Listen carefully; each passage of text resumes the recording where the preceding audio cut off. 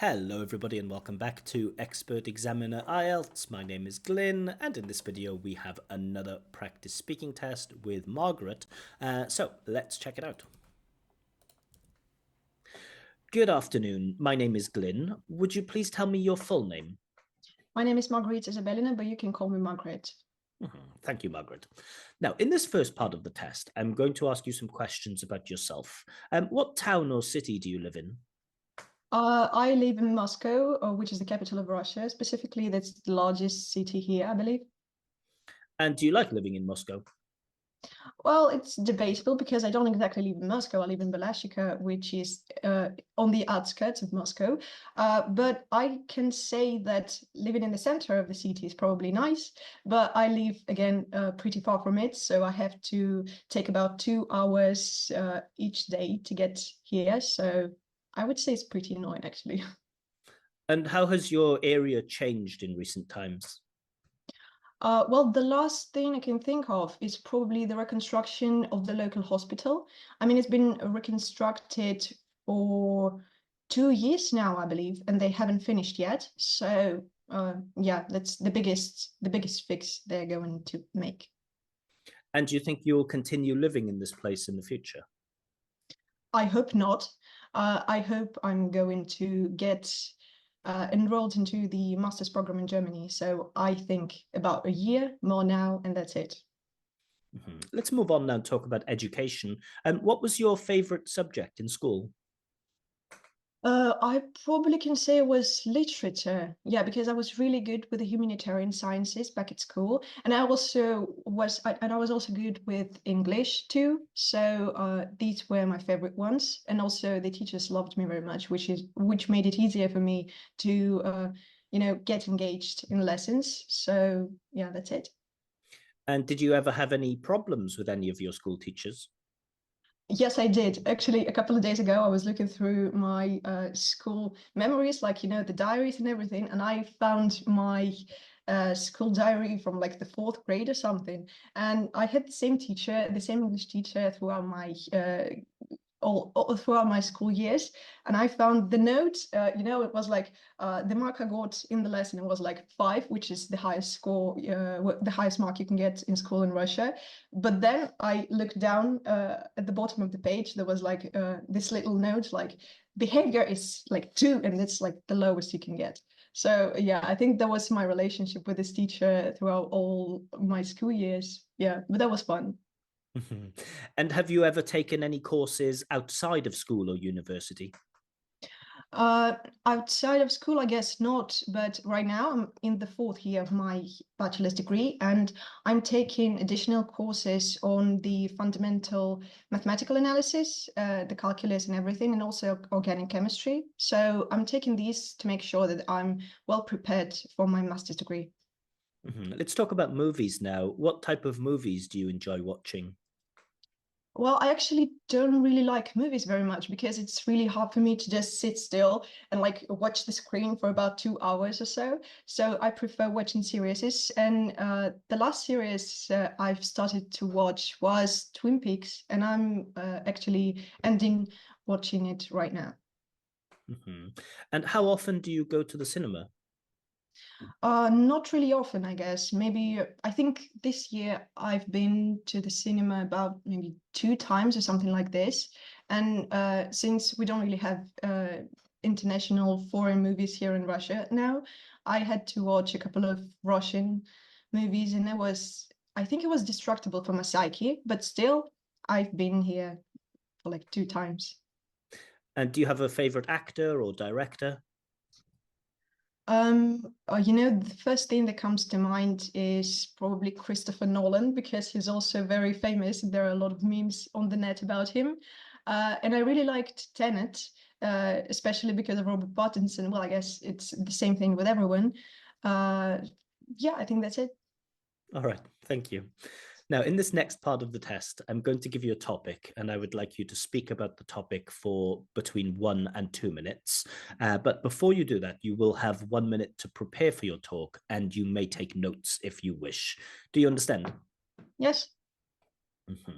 I will now share the topic on my screen. Can you see the topic? Yes. I'd like you to describe a technological gadget you find useful. Your 1 minute of preparation time starts now.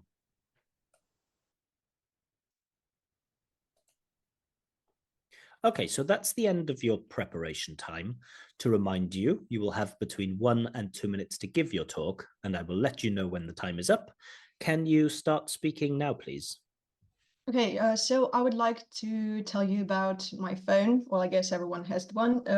I think that's actually the thing that you have to use these days. I mean, you just can't say no to it because um, it follows you. I mean, it allows you to follow the pace of the everyday life we have now.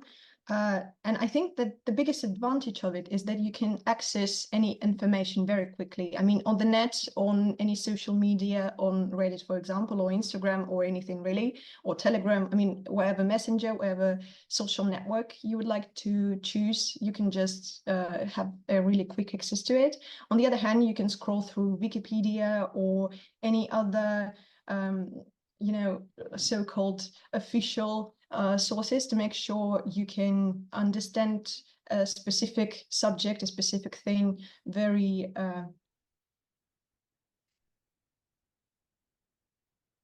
you have the ability to understand it very quickly and productively without spending any time on going to a library and maybe finding the right section and finding the right book and so on. And I've had it for 3 years now, and I think it's a bit broken because it doesn't really charge very well, and the accumulator is a bit down. So I'm going to change it in I think about a month to come.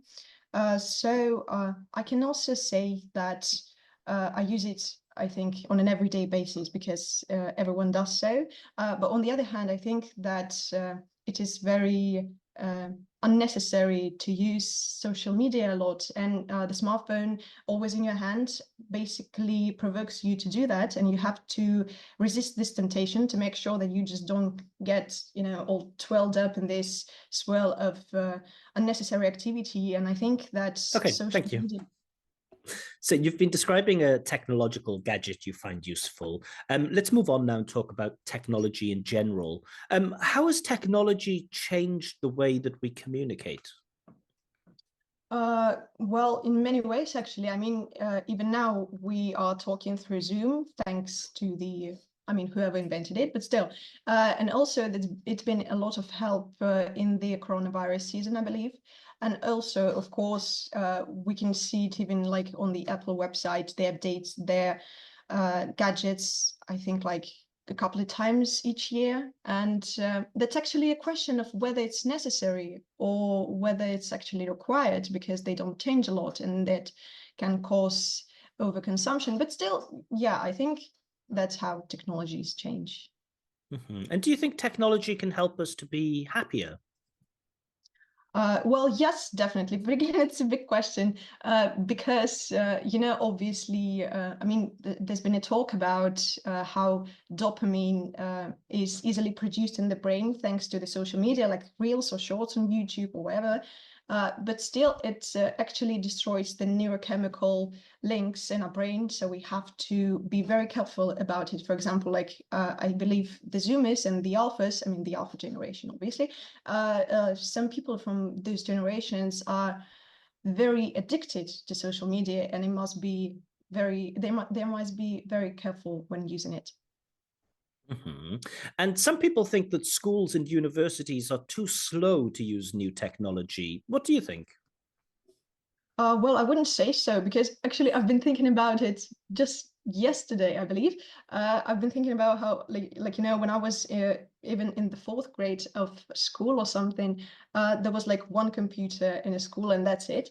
But in my university these days, there is a computer in each classroom, so you don't really have to go look for it or anything. It is just there, and you take it as something that is just given. You take it for granted and you're used to it, and you're actually very annoyed when it's not there. So yeah, I wouldn't say that universities, maybe I'm just speaking from the position of a person who lives in the capital of the state, but yeah, I wouldn't say that it is like something very unusual here. And do you think we'll ever reach a point where maybe technology will replace teachers?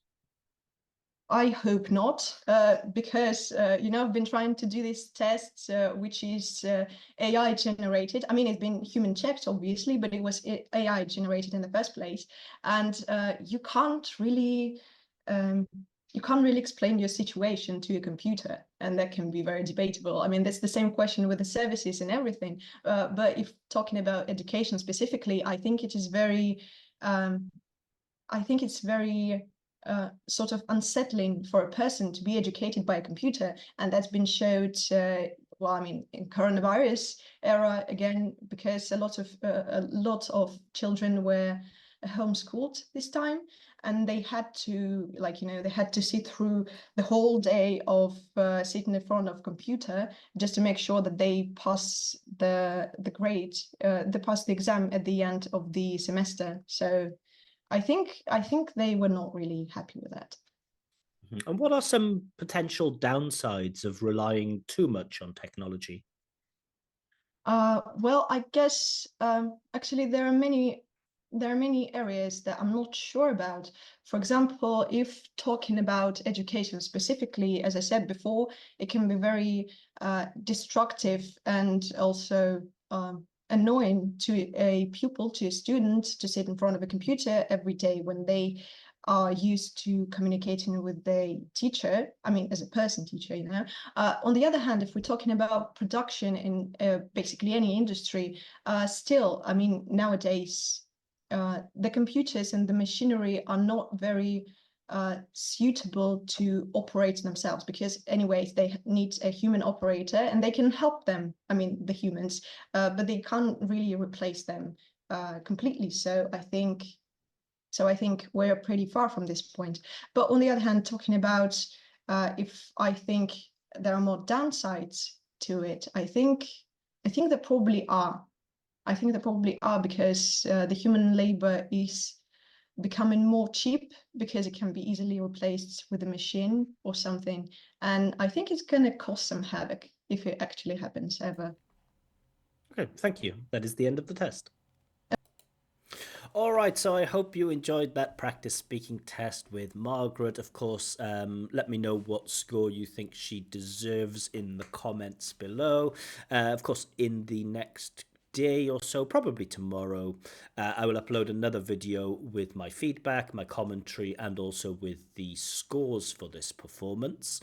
If you would like your own free IELTS practice speaking test with feedback, or if you would like me to check your writing, then you can do this by requesting it in the Telegram channel, a link to which is given below. But for now, I will leave it there. Thank you very much and have a lovely day. Bye bye.